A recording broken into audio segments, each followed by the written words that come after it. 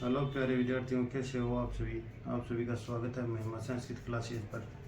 और आज हम चर्चा करेंगे जो 20 तारीख को बीएसटीसी का पेपर हुआ था उसके बारे में, है ना। बीएसटीसी का जो 20 तारीख को फर्स्ट शिफ्ट वाला पेपर हुआ था उसमें 30% संस्कृत के थे और वो मैं आपको बता रहा हूँ, उनके आंसर मैं आपको बता रहा हूँ। आप मिलान कर लेना, चेक कर लेना आपके कितने सही हो रहे हैं, ठीक है। और ये आपको स्क्रीन पर दिख रहा होगा, है ना। तो आप देखना, इसमें पहला क्वेश्चन है अस्य धातो हो लंग लकारे प्रथम पुरुष एक वचने रूपम स्यात्। यानी इसमें पूछा है कि अस धातु का लंग लकार में प्रथम पुरुष एक वचन में क्या रूप बनेगा। क्या पूछा है? प्रथम पुरुष एक वचन में क्या रूप बनेगा। तो इसका सही आंसर होगा आशित। ये आप लगा लेना, ठीक है। सही आंसर क्या है इसका? आशित, ठीक है। और फिर दूसरा क्वेश्चन है अधस्तनेषु रोग मुक्त इत्यस्मिन् पदे प्रयुक्त समास से नाम किम। यानी इसमें पूछा है कि रोग मुक्त है, इसमें प्रयुक्त समास कौन सा है ना। तो इसमें देखो आपको बताया गया था कि तत्पुरुष समास के दो भेद हैं, एक समानाधिकरण है और एक वेदीकरण है ना। तो समानाधिकरण के 6 भेद हैं, द्वितीय से लेकर सप्तमी तक। तो उसमें से पूछा ये प्रश्न। तो इसमें देखो कौन सा होगा इसमें उत्तर। तृतीय तत्पुरुष समास होगा या चतुर्थी तत्पुरुष समास होगा या पंचमी तत्पुरुष समास होगा या सप्तमी तत्पुरुष समास होगा।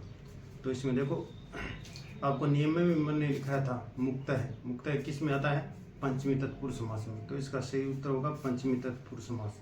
और इसका समास विग्रह होगा रोगात मुक्त है। इसका समास विग्रह होगा रोगात मुक्त है। रोगात मुक्त है, ठीक है ना। इसका समास विग्रह क्या होगा? रोगात मुक्त है। इसका सही आंसर है पंचमी तत्पुरुष समास। फिर 173 नंबर का प्रश्न है स्ता धातु लोट लकारी प्रथम पुरुष बहुवचने रूपम भवति। यानी इसमें पूछा है कि स्ता धातु है और लोट लकार मध्यम पुरुष बहुवचन में इसका क्या रूप बनेगा। लोट लकार मध्यम पुरुष बहुवचन में क्या रूप बनेगा? तिष्ठता है, तिष्ठत है, तिष्ठत, तिष्ठत। तो इसका सही उत्तर होगा तिष्ठत। क्या होगा? तिष्ठत, ठीक है, लगा लेना आप। फिर 174 नंबर का क्वेश्चन है राम शब्द से रूपम नास्ति। यानी इसमें पूछा है कि राम शब्द का रूप नहीं है। तो देखो रामे ये तो बनता है तृतीय बहुवचन में, रामेण ये तृतीय एकवचन में बनता है, रामानाम और रामयो रामानाम ये कहीं पर भी नहीं बनता है। रामानाम नहीं बनता है, रामानाम बनता है ना। तो ये गलत है। इसमें पूछा है क्या? राम शब्द से रूपम नास्ति, राम शब्द का रूप है नहीं है, राम शब्द का रूप है नहीं है पूछा है। तो रामे है, रामेण है, रामयो है, क्योंकि रामयो षष्ठी द्विवचन और सप्तमी द्विवचन में बनता है, रामेण तृतीय एकवचन में बनता है और रामे ही ये तृतीय बहुवचन में बनता है। ये रामानाम ये कहीं पर भी नहीं बनता है, तो ये नहीं है पूछा है। तो इसका सही उत्तर होगा रामानाम।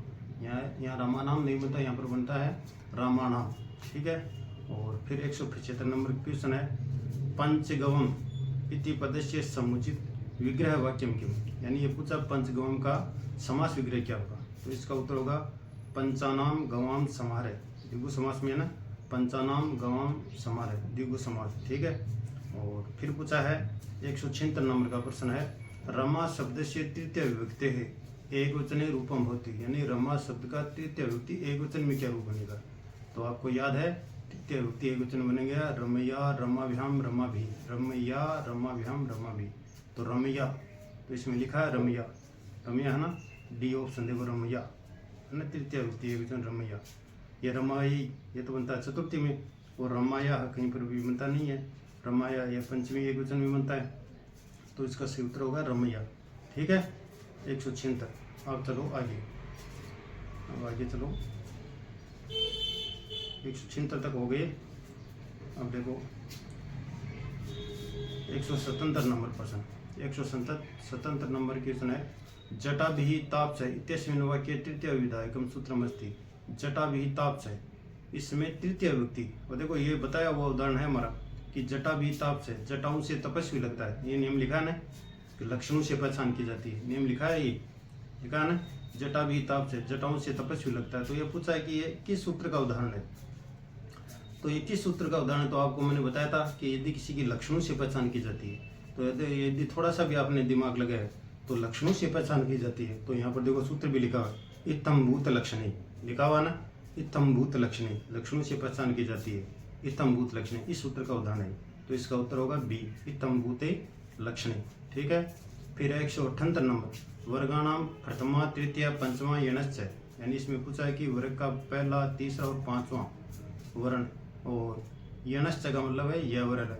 ये किस में आते हैं? अल्पप्राण में आते हैं या सविता में आते हैं, विक्रेता में आते हैं, महाप्राण में आते हैं, है ना। तो इसका सही उत्तर होगा क्या होगा? इसका होगा अल्पप्राण। ये सारे अल्पप्राण में आते हैं। पूरक का पहला, तीसरा, पांचवा और यवरल है, ये आते हैं अल्पप्राण में आते हैं। ठीक है।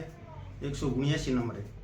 यह धातु रूप का प्रश्न है। यह है नृत्य धातु। कौन सी धातु पूछिए? नृत्य धातु लंग लकार मध्यम पुरुष द्विवचन रूप पूछा है। यानी नृत्य धातु का लंग लकार में मध्यम पुरुष द्विवचन में क्या रूप बनेगा? तो इसका सही आंसर क्या किया आपने बताओ?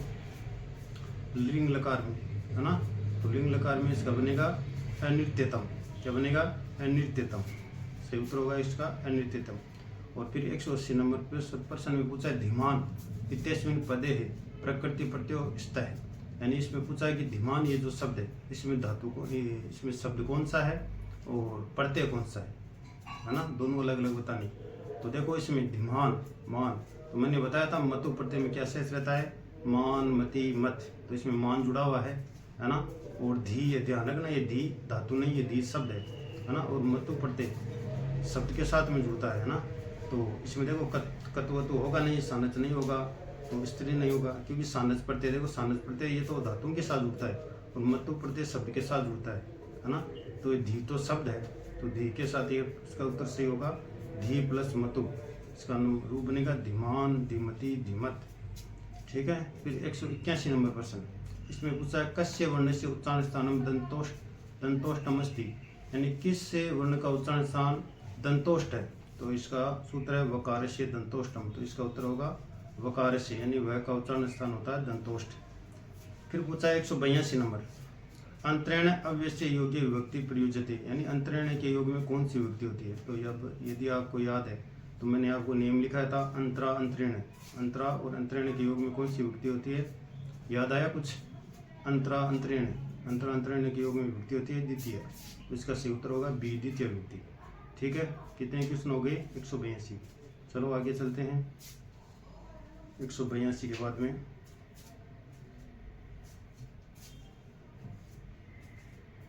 183 नंबर देखो, देवेश्वरियम। क्या लिखा है? देवेश्वरियम। बताओ इसमें कौन सी संधि है? देवेश्वरियम, देवेश्वरियम शब्द है देवेश्वरियम। इसमें कौन सी संधि है और इसका संधि विच्छेद क्या होगा? बताओ सभी, आप कमेंट करके बताना। देवेश्वरियम, देखो ऐ की मात्रा आ रही है इसमें, ऐ देवई, और ऐ की मात्रा आती है किस संधि में? वृद्धि संधि में, है ना। वृद्धि संधि, यानी इसमें संधि तो है वृद्धि, और इसका जब संधि विच्छेद करेंगे तो इसका संधि विच्छेद होगा देव प्लस ऐश्वर्यम। देव प्लस ऐश्वर्यम, ये उत्तर होगा इसका सही। ठीक है। और फिर 184 नंबर है, लिंग दृष्टिया शुद्ध वाक्यम अस्ति। कि लिंग की दृष्टि से शुद्ध वाक्य है, यानी शुद्ध वाक्य पूछा इनमें से। इदम मम पुस्तकम, इयम मम पुस्तकम, अयम मम पुस्तक है, इदम मम पुस्तक। तो देखो यदि आपको याद हो तो मैंने बताया था आपको ये कि ये 3 शब्द हैं, अयम, इयम, इदम, बताया था ना। अयम ये तो जुड़ता है पुल्लिंग के साथ, और इयम ये जुड़ता है स्त्रीलिंग के साथ, और इदम जुड़ता है नपुंसकलिंग के साथ, है ना। तो देखो ये अयम शी में लिखा है, अयम अयम, है ना। अयम लिखाना है, अयम पुस्तक है, तो पुस्तक तो नपुंसकलिंग है, और नपुंसकलिंग के साथ ये पुल्लिंग का अयम नहीं आएगा, है ना। तो ये तो गलत हो गया, है ना। और ईएम, यहाँ पर ईएम लिखा है, तो पुस्तकम तो नपुंसकलिंग है, तो उसके साथ ईएम भी नहीं आएगा, ये भी गलत है। यानी उत्तर होगा ई या डी में से, इनमें 2 में करना है। तो देखो इसमें इदम पुस्तकम, पुस्तक नपुंसकलिंग का है और इसके साथ इदम लिखा हुआ है, तो इसका सही उत्तर होगा ए, इदम मम पुस्तकम। ठीक है ना, क्योंकि अयम तो जुड़ता है पुल्लिंग के साथ, और ये तो पुस्तक तो नपुंसकलिंग है, और ईएम जुड़ता है स्त्रीलिंग के साथ, लेकिन पुस्तक तो नपुंसकलिंग है। और ये यहाँ पर देखो लिखा है इदम मम पुस्तका, अब पुस्तका बहुवचन है, बहुवचन के साथ इदम नहीं आएगा, यहाँ पर होना चाहिए फिर ईमान, क्या होना चाहिए? ईमान, है ना। इसका सही उत्तर होगा इदम मम पुस्तकम। ठीक है। चलो फिर आगे चलते हैं। 184 प्रश्न हो गए। अब आगे कितने नंबर है? 185 नंबर। 185 नंबर देखो, 185 नंबर क्वेश्चन है, इत्थम भूत लक्षणे सूत्र से उदाहरण वर्तते। यानी इत्थम भूत लक्षणे, इस सूत्र का उदाहरण कौन सा है ये पूछा है। इसका देखो पहले भी एक क्वेश्चन आ चुका है और दोबारा एक क्वेश्चन आ गया है। ये वही है, यदि किसी के लक्षणों से पहचान की जाती है तो वहाँ पर कौन सी युक्ति होती है बताओ, है ना। ये वही प्रश्न है जो पहले एक बार पीछे आकर चला गया है। ये तंबूत लक्षणे वाला है ना। तो तृतीय विभक्ति होती है यदि किसी के लक्षणों से पहचान की जाती है तो, है ना।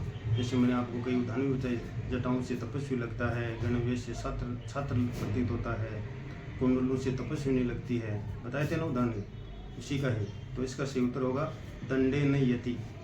इसका सही उत्तर क्या होगा? दंडे न यति। सही उत्तर होगा दंडे न यतिषी, यानी दंड से सन्यासी लगता है। दंड से क्या लगता है? सन्यासी। ये उत्तर होगा इसका, ठीक है। फिर 186 नंबर प्रश्न है, सह खालिस्तान बालिकाम पृच्छति इत्यस्मिन् रिक्त स्थाने उपयुक्त शब्द है, यानी खालिस्तान में उपयुक्त शब्द कौन सा आएगा ये बताना आपको। इमम, इमे, इयम, इमाम। तो देखो वैसे उस नियम में आ जाता है द्विकर्मक धातु में, इसमें आ गया ये नियम द्विकर्मक धातु है, क्योंकि पृच्छ धातु, देखो पृच्छ धातु द्विकर्मक है ना, दु है, याच, पच, दंड, रुद्ध, पृच्छ, पृच्छ धातु है। और पृच्छ धातु के योग में 2 क्रम होते हैं, है ना। तो इसमें 2 क्रम हो गए, एक तो बालिकाम हो गया और एक दूसरा खालिस्तान में, इसमें भी द्वितीय विभक्ति होगी। और इनमें से देखो द्वितीय विभक्ति किस में है? द्वितीय विभक्ति किस में? इसमें बताओ। इसमें द्वितीय विभक्ति है इमाम, तो इसका सही उत्तर होगा इमाम, ठीक है। और फिर 187 नंबर प्रश्न है, अ, ए, ओ इति वर्णानाम का संज्ञा, कि इन वर्णों की कौन सी संज्ञा होती है? तो देखो अ, ए, ओ ये इसका प्रयोग करते हैं हम गुण संधि में। गुण संधि में लगाते हैं हम ए की मात्रा, ओ की मात्रा, तो इसमें गुण संज्ञा होगी। कौन सी होगी? गुण संज्ञा, ठीक है। फिर 188 नंबर प्रश्न है, गवाम कृष्णा बहुक्षीरा इत्यस्मिन् उदाहरणे परिवृत्त सूत्रम अस्ति, यानी गवाम कृष्णा बहुक्षीरा इत्यस्मिन् उदाहरण, यानी पूछा है कि ये उदाहरण किस सूत्र का है? गवाम कृष्णा बहुक्षीरा, ये उदाहरण किस सूत्र का है? तो देखो गवाम कृष्णा बहुक्षीरा, इसका अर्थ होता है गायों में काली गाय बहुत दूध देती है ना, या अधिक दूध देती है। गायों में काली गाय अधिक दूध देती है। तो मैंने बताया था ये नियम लिखा हुआ आपको कि यदि अनेक में से किसी एक को अलग किया जाता है ना, बताया नहीं, यदि किसी समूह में से किसी एक को अलग किया जाता है तो उस समूहवाची शब्द में षष्ठी या सप्तमी विभक्ति का प्रयोग किया जाता है।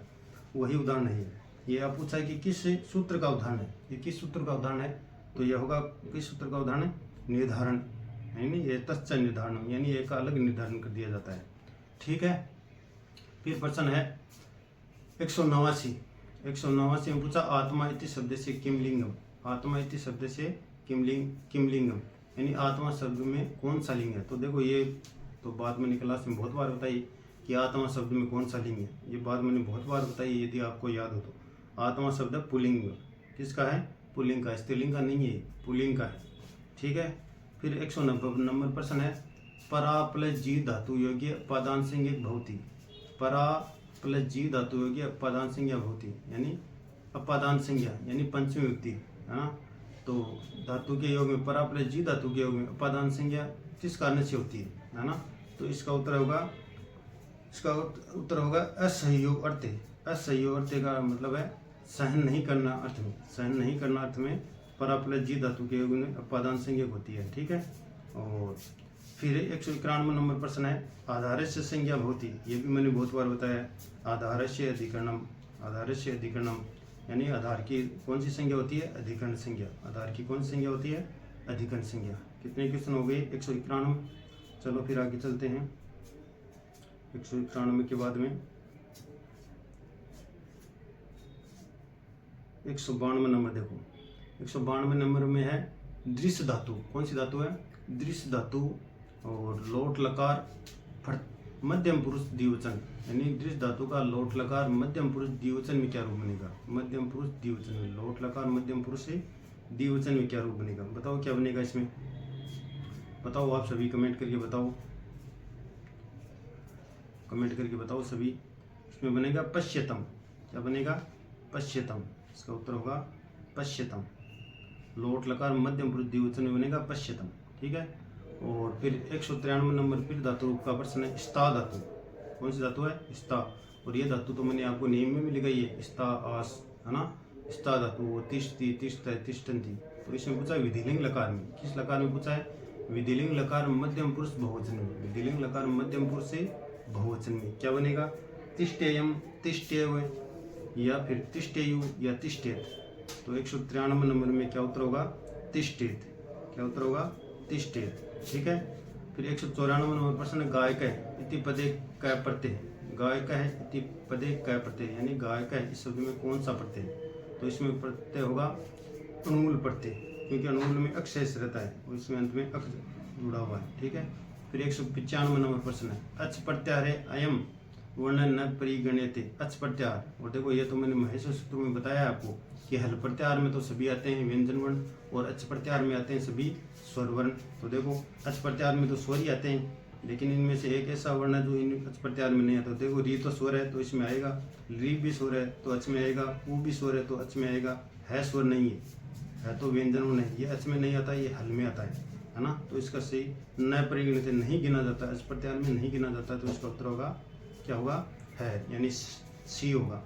196 नंबर है स्पर्श वर्ण नाम संख्या भूति। और ये तो मैं हर क्लास में सबसे पहले बताया है कि व्यंजन वर्णों के 3 भेद हैं, स्पर्श व्यंजन वर्ण, ऊष्म व्यंजन वर्ण और अंतस्थ व्यंजन वर्ण, है ना। स्पर्श व्यंजन वर्ण 25 है, ऊष्म व्यंजन वर्ण 4 है, अंतस्थ व्यंजन वर्ण 4 है। तो इसमें ये पूछा है स्पर्श वर्ण नाम संख्या होती है, स्पर्श वर्णों की संख्या होती है तो कितनी होती है? 25, कैसे लेकर मैं तक।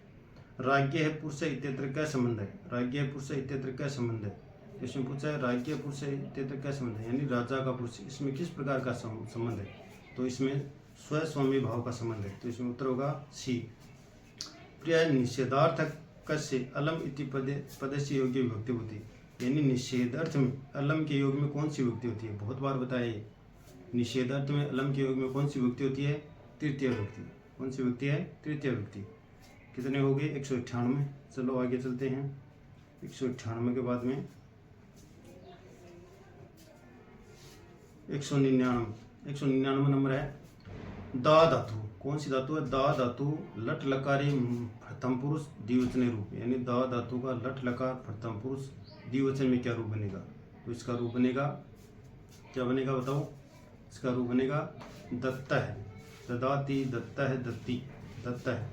और फिर 200 नंबर क्वेश्चन में पूछा है अन्वय इत्यत्र उपसर्ग वर्तते। तो ये उदाहरण तो मैंने संधि में बहुत बार लिखा है अन्वय, इसका संधि विच्छेद क्या होता है? अनु प्लस ऐ, अनु प्लस ऐ। तो इसमें अनु उपसर्ग है, तो कौन सा उपसर्ग है? अनु उपसर्ग। इसका सही उत्तर क्या होगा? अनु। ठीक है, ये सारे 30 के 30 क्वेश्चन मैंने बता दिया है और आप सभी इनका मिलान कर लेना और अपने अपने चेक कर लेना कि आपके कितने सही हो रहे हैं। और लगभग सारे क्वेश्चन वही हैं जो मैंने आपको क्लास में कहीं ना कहीं किसी न किसी प्रकार से बताए हैं। ठीक है, ये थे संस्कृत के 30 प्रश्न और इसमें 30 में से आपके कितने सही हो रहे हैं ये कमेंट करके ज़रूर बताना। और